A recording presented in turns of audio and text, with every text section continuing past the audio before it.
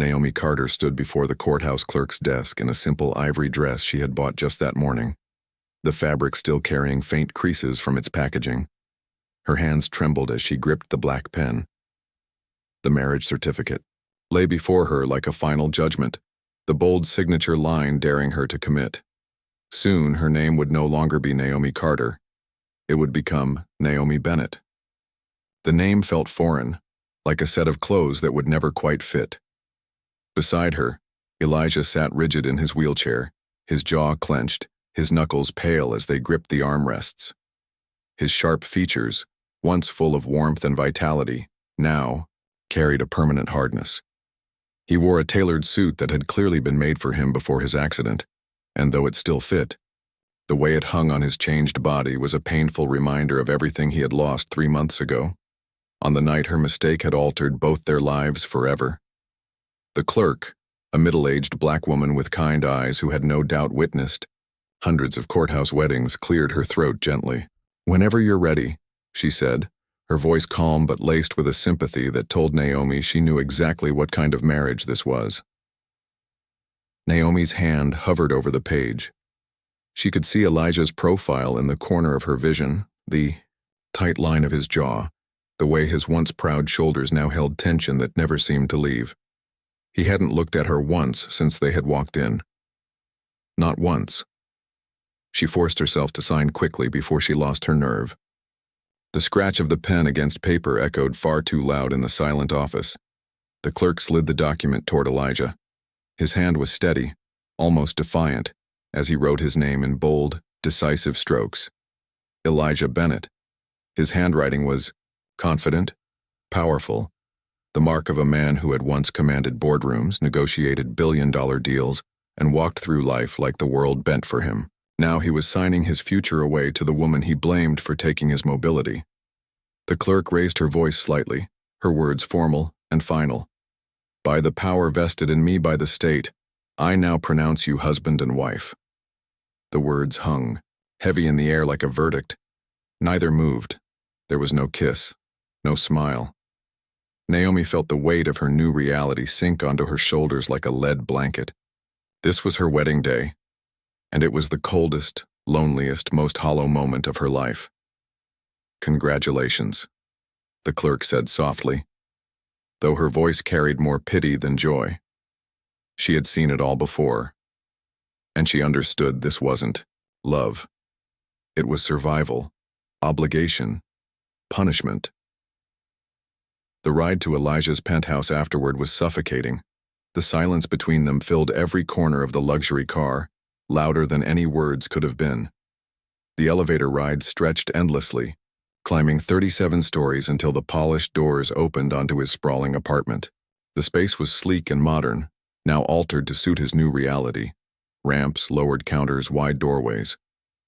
Naomi stepped inside, feeling less like a bride and more like an intruder trespassing in a stranger's home.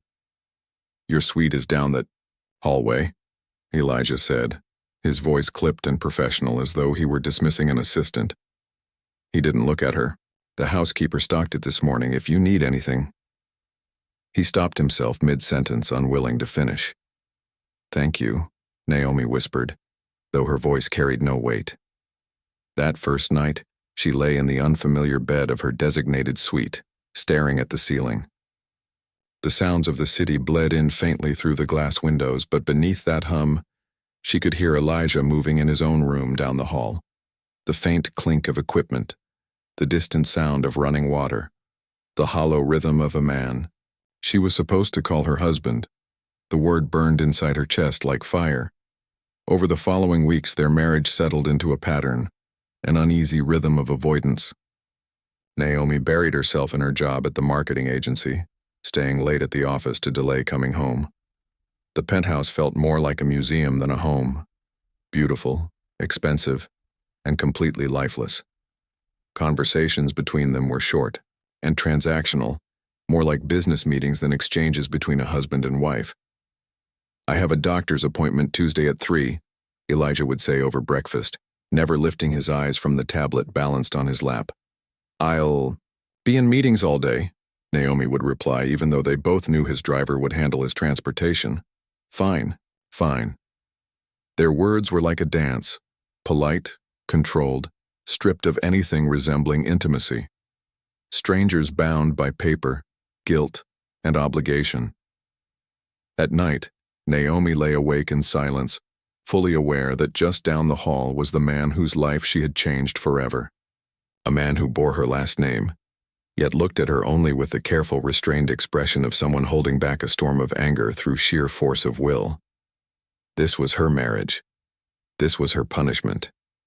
And in that silence, Naomi could never have imagined that this cold, hollow beginning would one day thaw into something she had never dared to dream.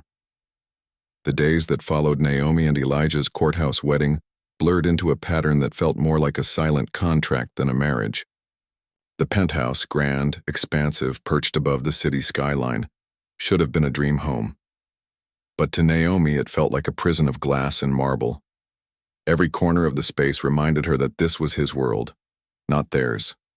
Her designated suite was tucked down a long hallway, separated from his room by more than just distance. The walls, though silent, seemed to throb with all the unspoken words between them.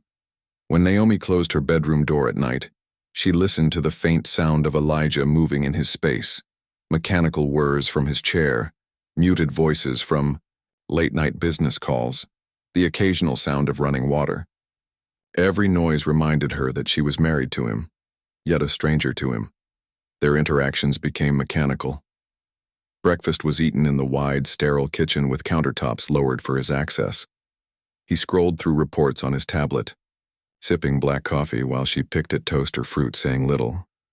When words did pass between them, they were cold, practical, and scripted. "Elijah, your driver is waiting downstairs," she would say when his car arrived. "Fine. Do you need me to—" "No." He cut her off before she could finish. Always short, always professional, never personal. Naomi threw herself into her job at the marketing firm with almost obsessive focus.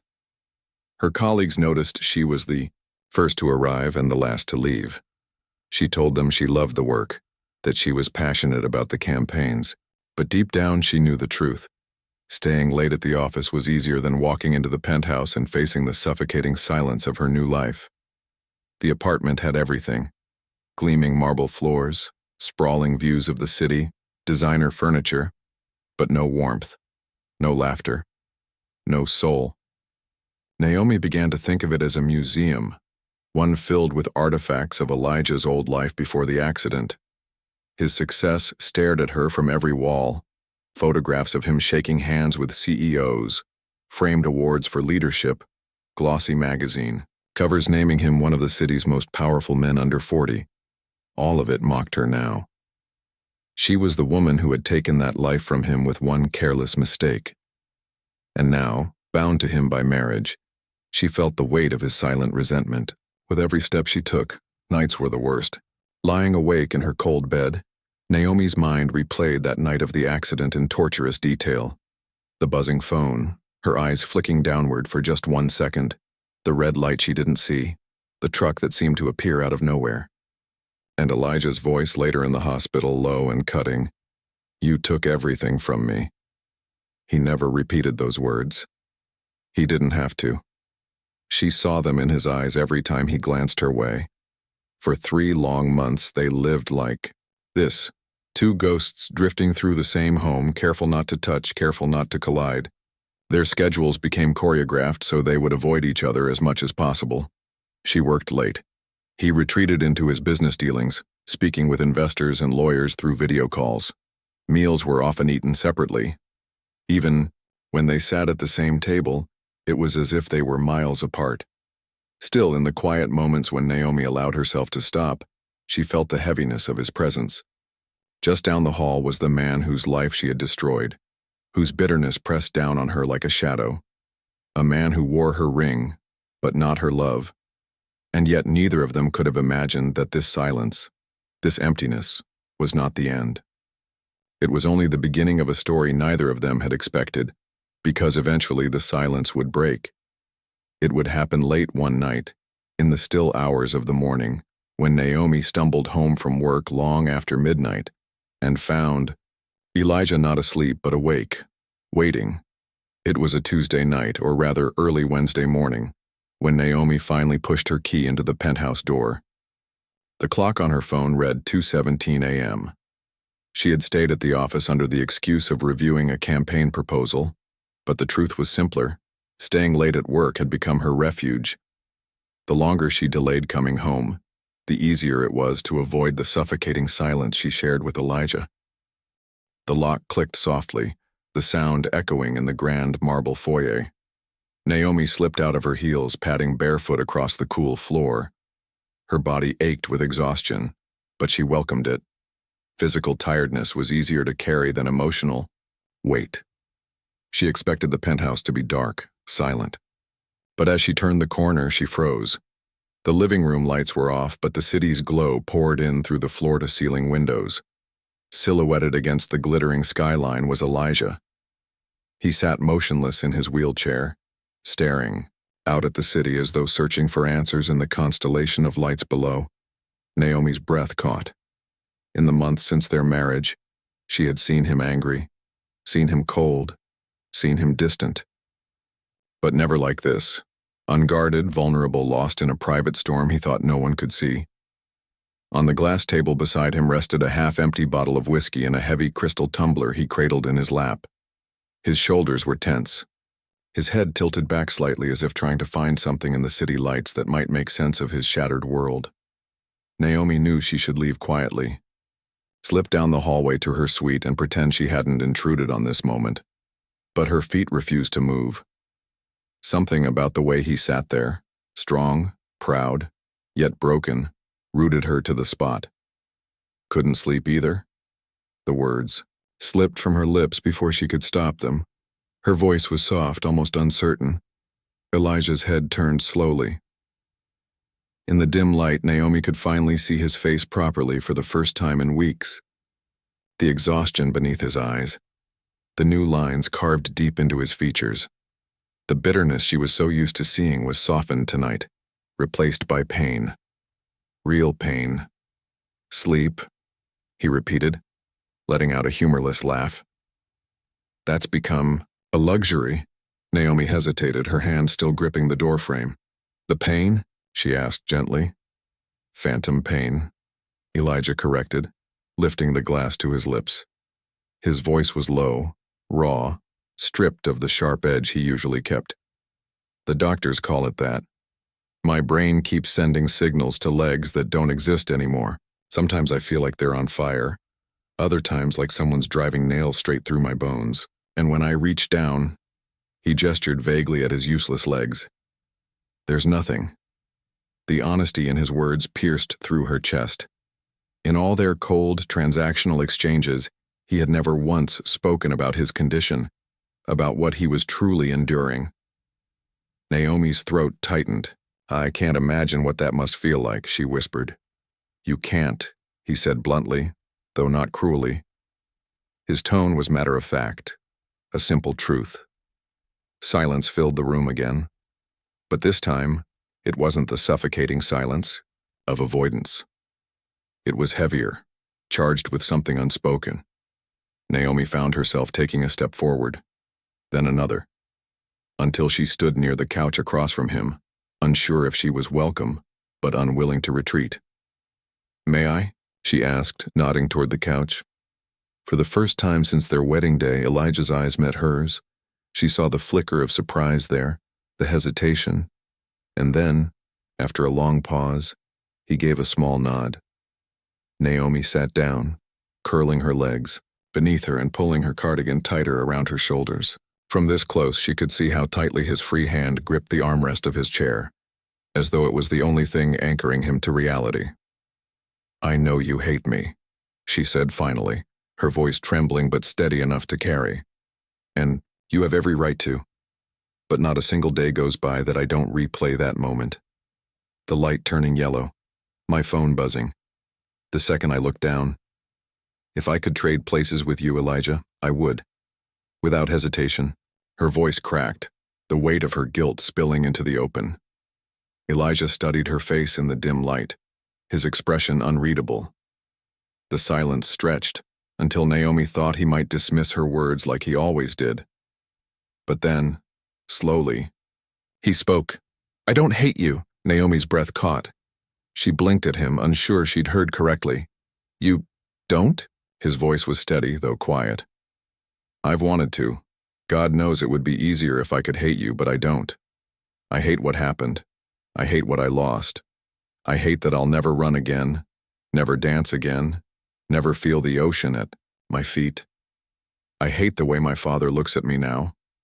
I hate the pity in people's eyes, but you?" He paused, exhaling hard. "Hating you won't give me back my legs. It won't change anything." Tears spilled down Naomi's cheeks before she could stop them. For the first time, she felt that maybe he saw her, not just as the woman who ruined his life, but as someone broken in her own way. They sat in silence, both breathing carefully, as though the air between them had become fragile glass that might shatter. Eventually, Naomi shifted, rising from the couch. "I should let you rest," she whispered. As she turned to leave, his voice stopped her. "Naomi." She froze. "Thank you for staying."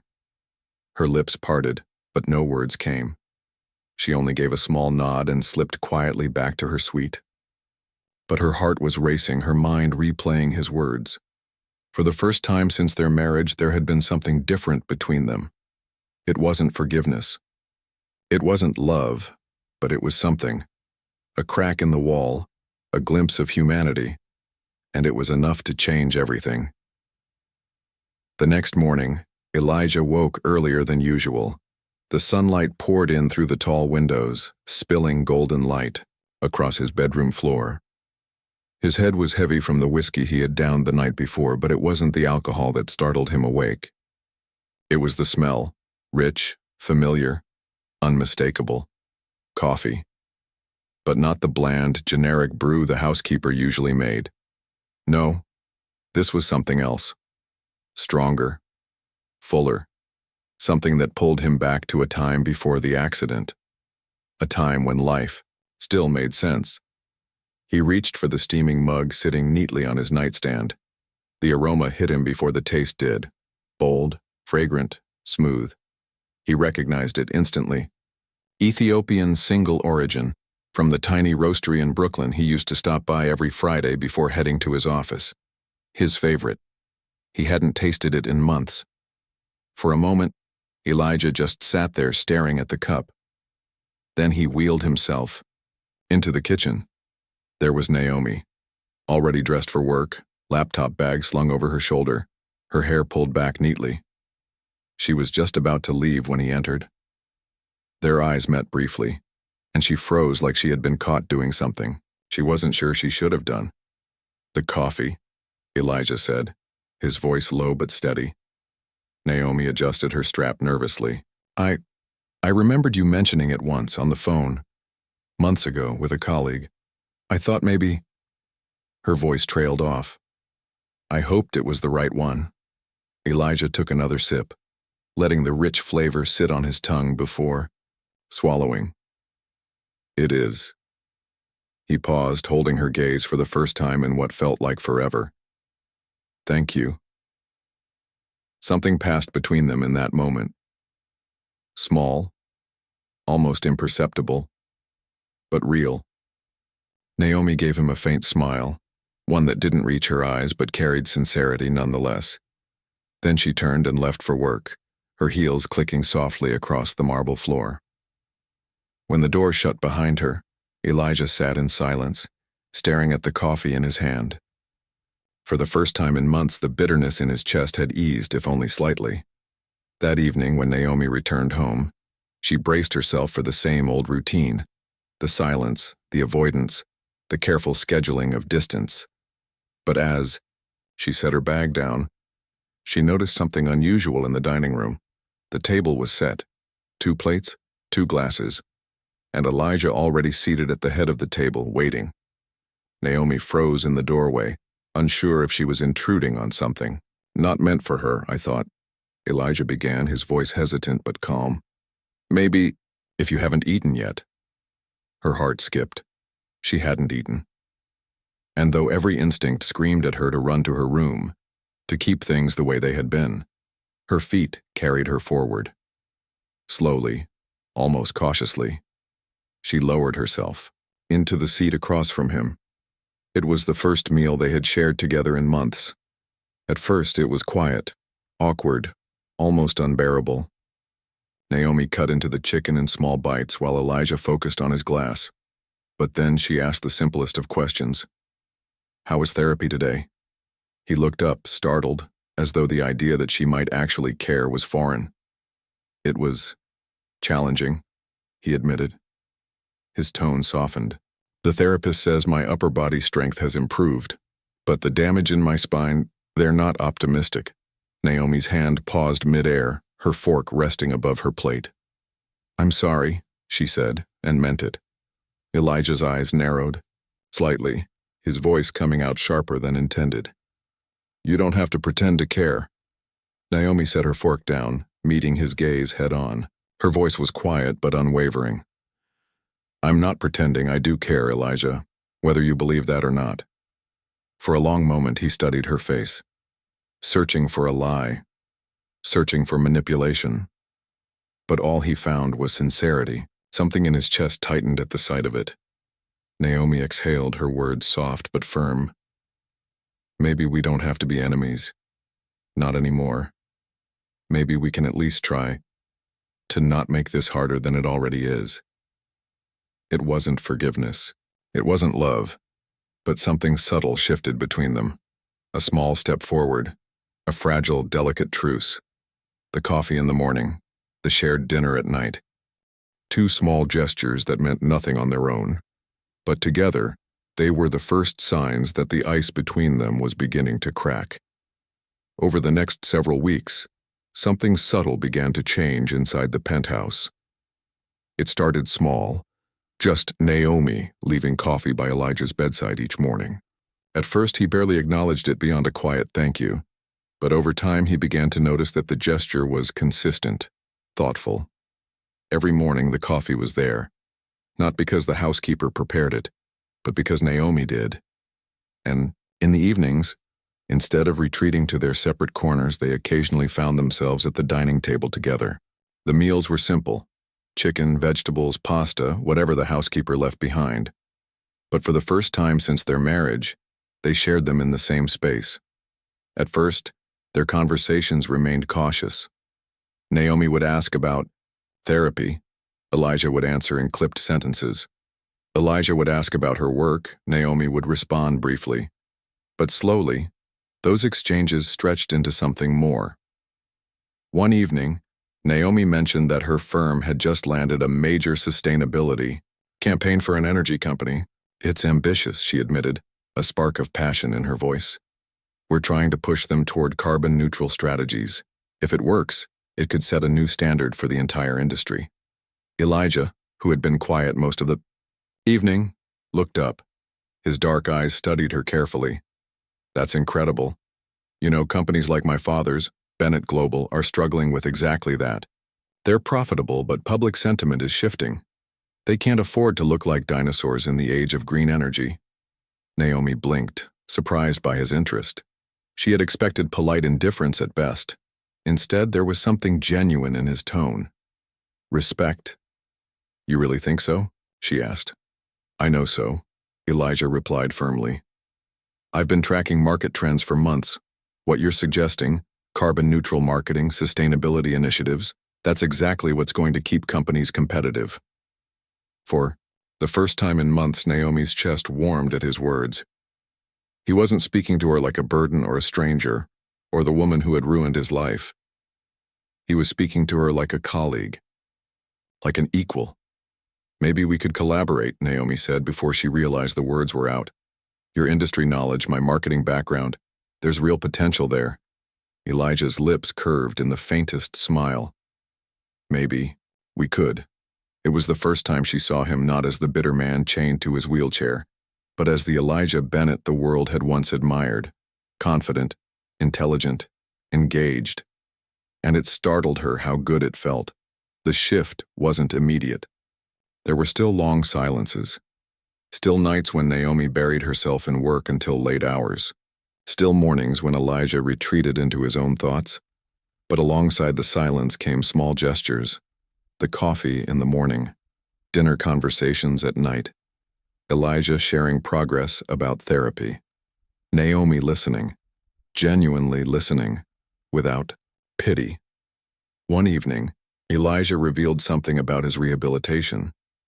The therapist says my upper body strength is better than expected, but the nerve damage in my lower spine. He shrugged, feigning indifference. They're not hopeful.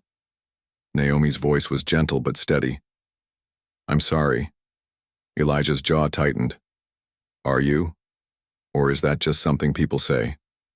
Naomi set her fork down, meeting his eyes without flinching. I am. And not because I feel obligated, but because I care, whether you want to believe that or not. He studied her for a long moment, his expression unreadable. But he didn't argue, and that in itself was progress. Weeks passed. The walls between them didn't crumble overnight, but they began to thin. Naomi discovered that Elijah had an unexpected sense of humor. Dry, sharp, often laced with sarcasm. One evening when the housekeeper served undercooked salmon, he muttered, "Guess we're living dangerously tonight." And Naomi laughed, really laughed, for the first time in months. Elijah's eyes lingered on her in surprise, and for a flicker of a moment, there was no resentment there, just something softer. And Naomi, in turn, began to see him not only as the man she had broken, but as the man who was still fighting. The man who woke every day and pushed through therapy even when the odds were stacked against him. The man who carried pain, but still spoke with authority, still commanded respect. Even from a wheelchair, it wasn't forgiveness, it wasn't love, but it was respect. And from respect, something deeper was beginning to take root. 6 months had passed since that cold courthouse wedding. 6 months of coffee cups, shared dinners, and cautious conversations. 6 months of Elijah slowly allowing Naomi to step closer, and Naomi slowly realizing that beneath all the bitterness, there was still a man fighting for his life. It was a Thursday afternoon when the call came. Naomi was in the middle of presenting a major sustainability campaign to a room full of oil executives, her slides glowing across the boardroom screen, when her phone began buzzing on the table.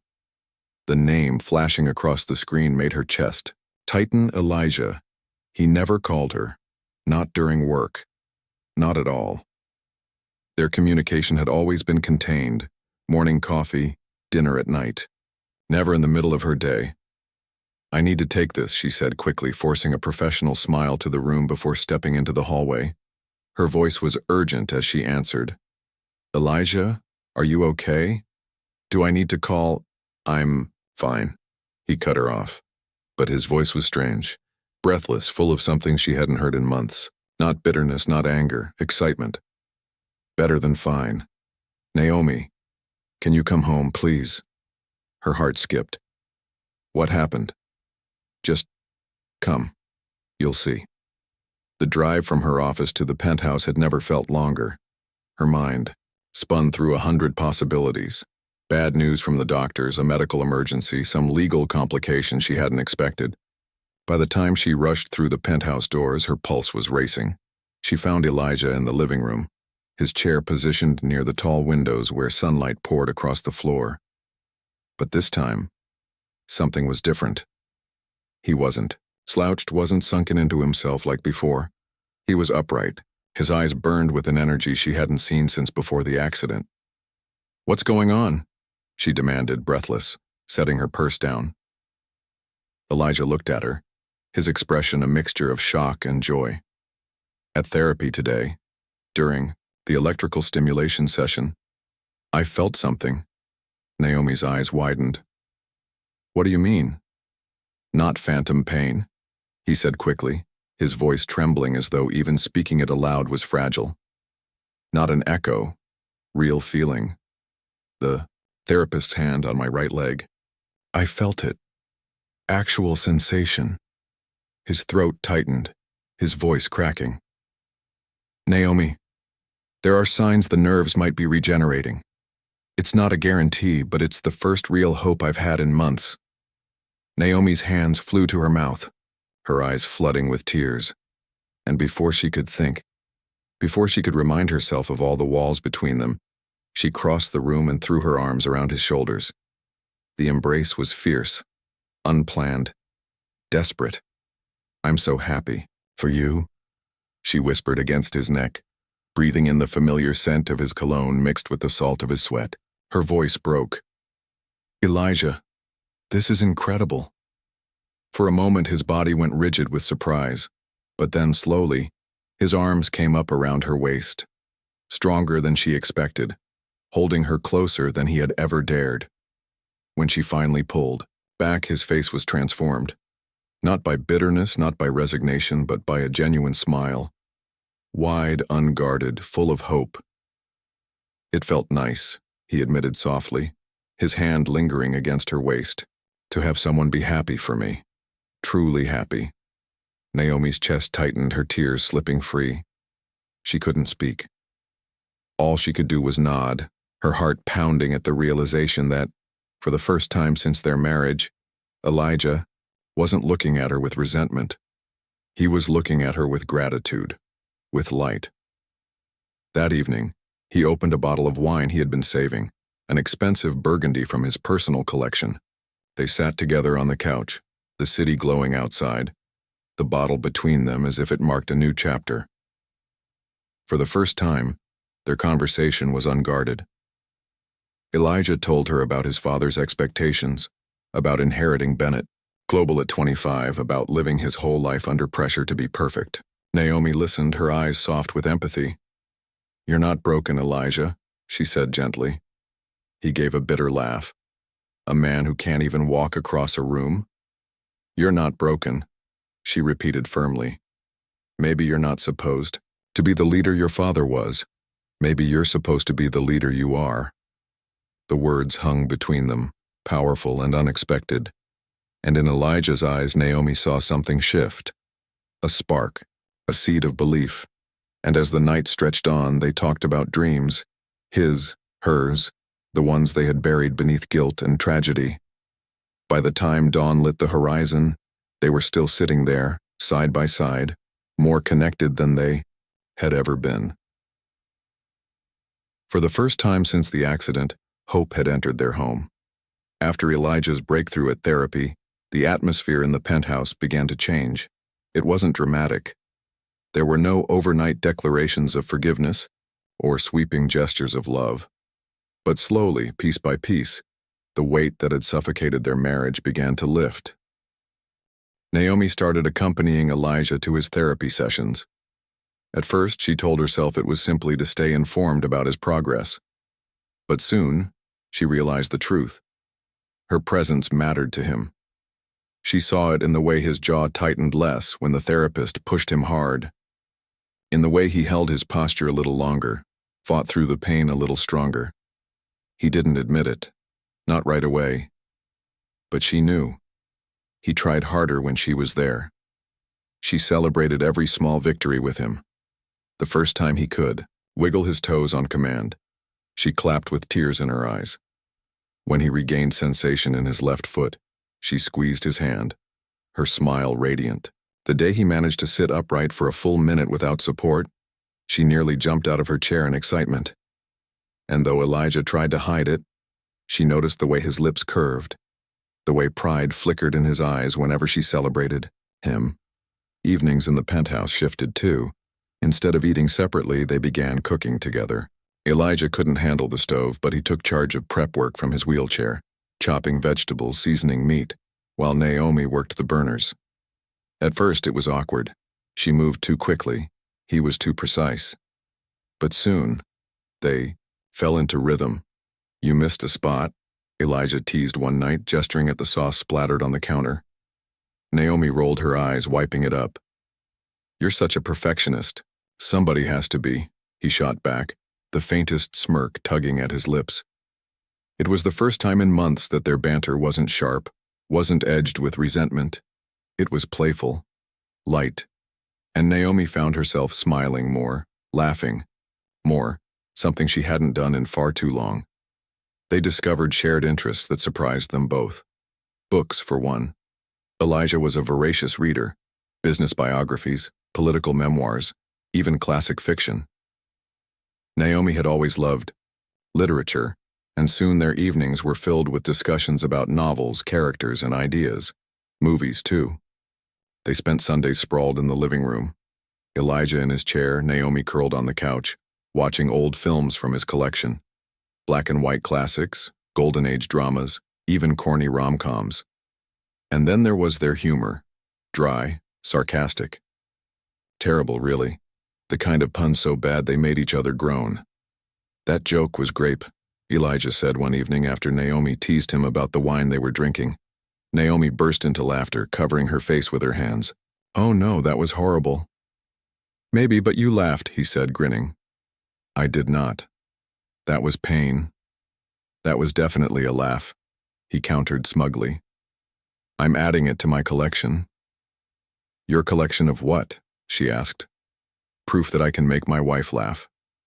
The word wife hung in the air. It wasn't cold or contractual this time. It was warm, real, and it sent a strange shiver through Naomi's chest.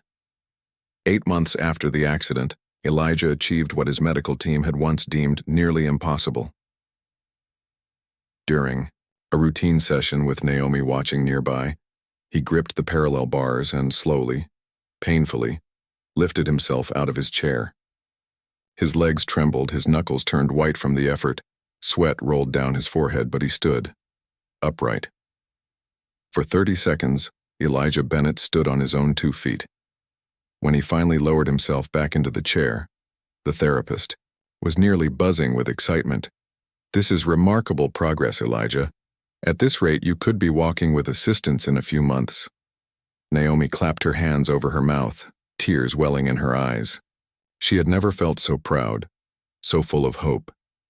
That night they celebrated at home, not with champagne or fancy dinners, but with takeout from Elijah's favorite restaurant, an Italian spot he had gone to since college. They spread the containers. Across the coffee table, Naomi sitting cross-legged on the floor, Elijah pulling up beside her. "You should be celebrating more," Naomi said, her voice soft but firm. "This was huge, Elijah." "I am celebrating," he replied. But there was a heaviness in his tone, something contemplative beneath the triumph. Naomi tilted her head, searching his face. "But," he pushed pasta around on his plate, silent for a long moment before finally speaking. "Our agreement was until I could walk again." The words landed like stones between them, sending ripples outward. Naomi's heart sank, though she couldn't quite say why. She nodded faintly, forcing her voice steady. "Right. Of course." Neither of them spoke about it again that night, or the next, or the one after. But the words lingered, and as they laughed over dinner, cooked together in the kitchen, and fell into the small rhythms of companionship, both of them knew their arrangement was no longer simple. Something more was forming, something fragile, dangerous, and impossible to ignore. The shift from companions to something deeper crept in so gradually that neither Naomi nor Elijah could name the moment it truly began. It wasn't the morning coffee, though that had softened their silence. It wasn't the shared dinners, though those had warmed their routine. It wasn't even the laughter over bad puns and old movies. It was all of it, layered together, until one night the weight of what they weren't saying became impossible to ignore. It was a quiet Sunday evening. Naomi sat curled on the couch with her laptop, reviewing campaign notes, while Elijah read from a thick biography of Warren Buffett. The city lights spilled in from the windows, casting the room in a soft glow. The silence was comfortable, the kind of silence that no longer felt suffocating but safe. When a book slid from the shelf behind Elijah's chair, he reached back awkwardly, straining to grab it. Naomi rose quickly, stepping toward him at the same moment. Their hands met around the leather binding. The touch was brief, but neither pulled away. Their fingers lingered, brushing against each other. An electric current shot through Naomi's, skin sharp and undeniable. She froze, her heart pounding in her chest. Elijah's hand didn't move either. His thumb grazed her knuckles, slow and deliberate. "Naomi," he said quietly, his voice lower than she'd ever heard it. She looked up and found his eyes locked on hers. Dark, intense, searching her face for something she wasn't sure she could give. "This is complicated," she whispered, her throat tight. A corner of his mouth curved slightly, though his eyes stayed serious. "Naomi, everything about us has been complicated from the start." His free hand came up, trembling just slightly to cup her cheek. "But this," his thumb traced her skin gently, "this feels right. For the first time in months, something feels right." Her breath caught. She should step back. She should remind herself of the contract, of the guilt, of the arrangement that had bound them together in the first place. But instead, she leaned closer. Their faces were inches apart. The tension between them coiled so tightly it felt like the entire world held its breath. "Are we crazy?" Naomi whispered. "Probably," Elijah murmured, his voice brushing against her lips. And then he kissed her. It wasn't fiery at first. It wasn't desperate. It was hesitant, soft, cautious, as though both were terrified that the fragile glass between them might shatter. But when Naomi's hand slid against the side of his neck and when Elijah deepened the kiss with a quiet groan, all the walls they had built collapsed. Her heart raced wildly as she tasted him, felt the warmth of him, realized that for the first time since their marriage, this wasn't duty, wasn't guilt, wasn't survival. This was desire. This was real.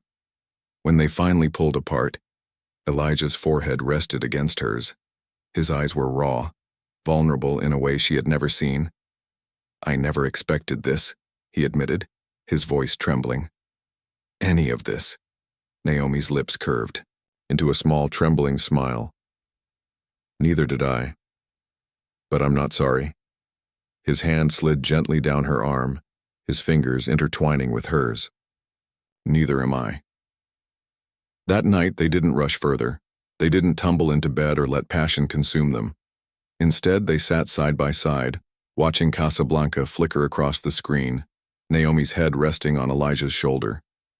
His arm wrapped around her, holding her close. It was simple, quiet, ordinary. And yet it felt like the most extraordinary moment of their lives. Because for the first time, they weren't enemies. They weren't strangers. They weren't a contract. They were something new, something fragile, something terrifying. They were two broken people who had just discovered the first spark of love. Exactly 1 year after the accident, Elijah arrived at his therapy session with an unusual determination in his eyes. Naomi sat in her usual chair, nearby, pretending to scroll through emails, though her attention was fixed entirely on him. "I want to try something," he said to the therapist, his tone steady but carrying a weight Naomi recognized. It was the voice he used when he had already made up his mind. The therapist gave a cautious nod, adjusting the parallel bars. Elijah gripped them tightly, his jaw clenched, sweat already forming along his hairline. Slowly, painfully, he lifted, himself from his chair, his arms straining, his legs trembling under the unfamiliar burden of weight. For months he had stood like this, only briefly, never moving. But this time his eyes flicked to Naomi, and then with every ounce of strength in his body, Elijah took a step forward. Naomi's breath caught, another step. His face twisted in effort, his knuckles white from gripping the bars. His legs shook, violently, but he pressed on. One more, and then another.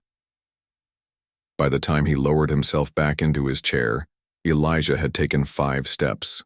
The therapist nearly shouted with excitement. "This is remarkable, Elijah, truly remarkable. At this rate, you could be walking independently within months." Naomi didn't hear the therapist's words. Her vision blurred with tears as she clapped a hand over her mouth. Her chest swelled with a pride so fierce it ached. She rushed to Elijah's side, dropping to her knees beside his chair. "You did it," she whispered, her voice shaking. "Elijah, you did it." He looked at her, really looked at her, and for the first time since the accident, his eyes weren't shadowed by bitterness or pain. They were lit by triumph, and something else, something softer. That night, back at the penthouse, they celebrated quietly.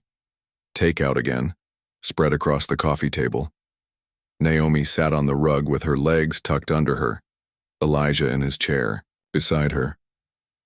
"You should be proud of yourself," Naomi said, smiling warmly. "Today was huge." "I am proud," he replied, twirling pasta on his fork. But his voice carried a heaviness she recognized. "But?" she prompted, tilting her head. He was silent for a long moment, staring at the food as though it held the answer. Finally, he spoke. "Our agreement was, until I could walk again." The words landed like stones between them, rippling through the fragile peace they had built. Naomi's chest tightened. She lowered her eyes, her appetite gone. "Right," she said softly. "Of course." The air between them grew thick with unspoken fears.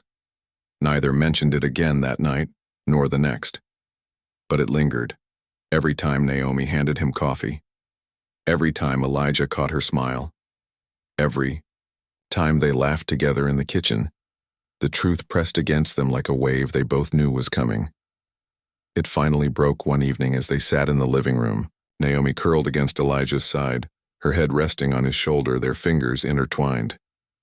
The TV played an old film in the background, but neither of them was paying attention. Elijah's thumb traced circles across the back of her hand. His voice was quiet, almost trembling. "Naomi, I don't want this to end." Her heart pounded. She lifted her head, searching his face. "What do you mean?" "I mean this." His eyes locked onto hers, raw and unguarded. "What we have now, the dinners, the laughter, the way you look at me, it's real. It's not obligation anymore, it's not guilt, it's love. And I don't want to lose it just because the terms of our agreement are fulfilled." Naomi's throat tightened, her eyes stinging with tears. "Elijah."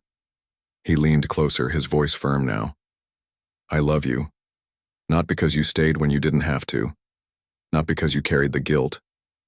But because somewhere in all of this, you became the person I can't imagine living without.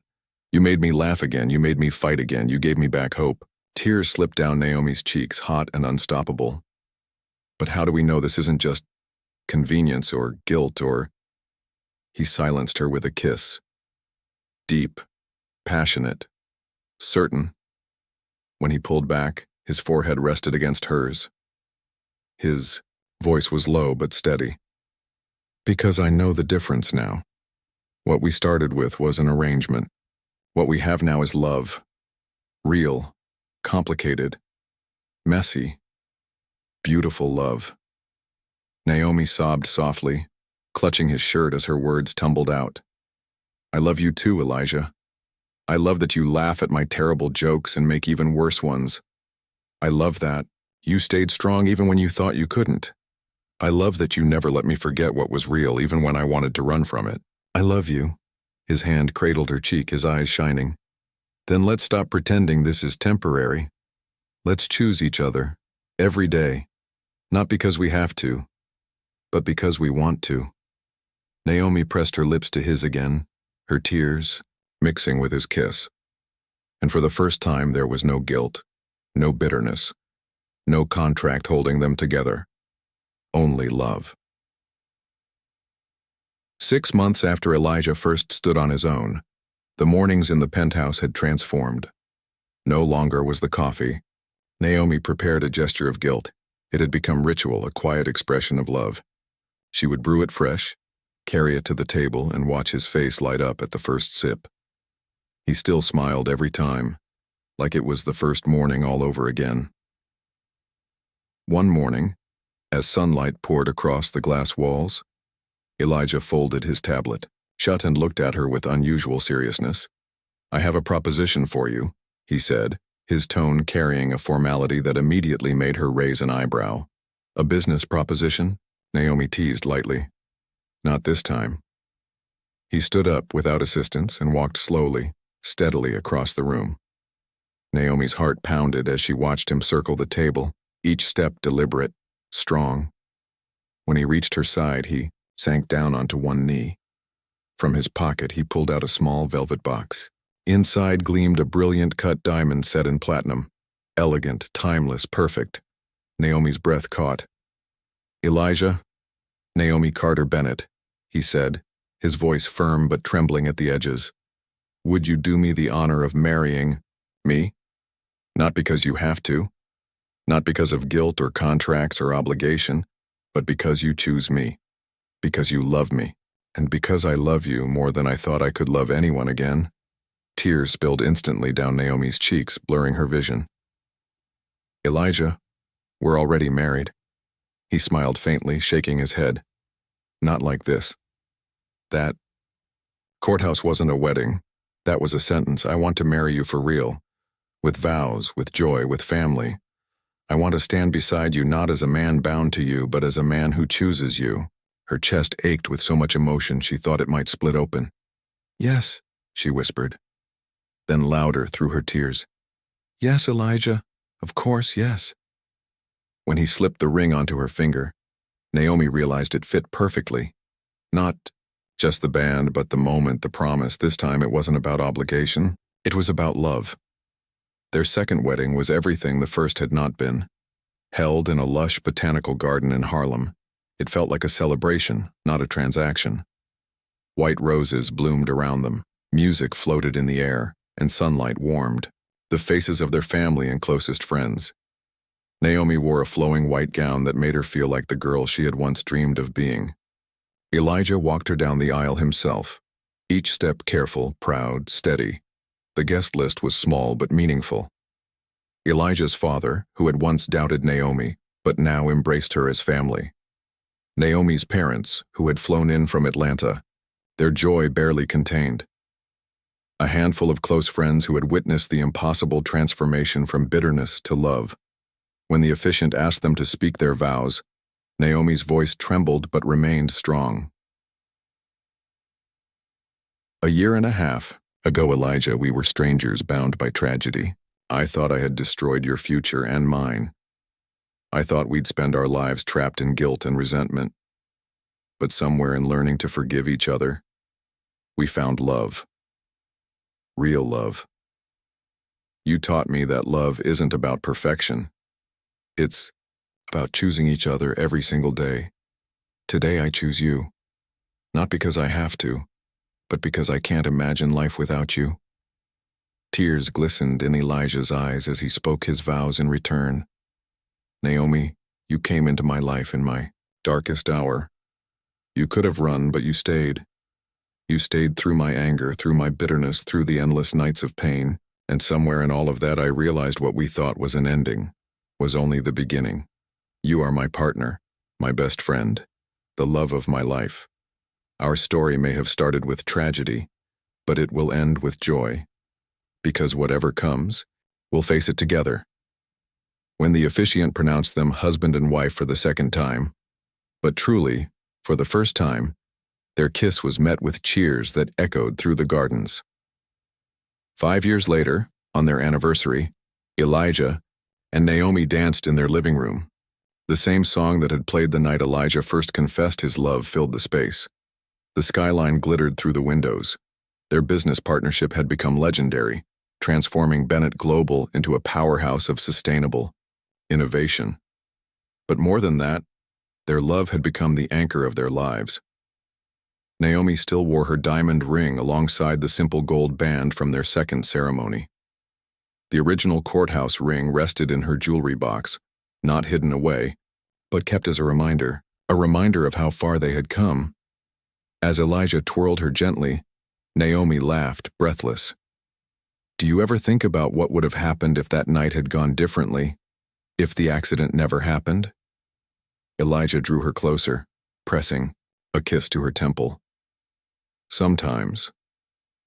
But then I remember. We might never have found each other. And I can't imagine a life without you." Naomi's eyes stung with tears. "The worst day of our lives led to all the best ones." "Exactly," Elijah whispered. "Because real love isn't about perfection, it's about choice. Choosing each other every day no matter what." They moved together in the glow of the city lights. Two people who had once been broken, now whole in each other's arms. Their story was no longer about guilt or contracts or tragedy. It was about love. Real, hard-earned, beautiful love. And, as the music swelled, Naomi and Elijah knew, whatever tomorrow held, they would face it hand in hand.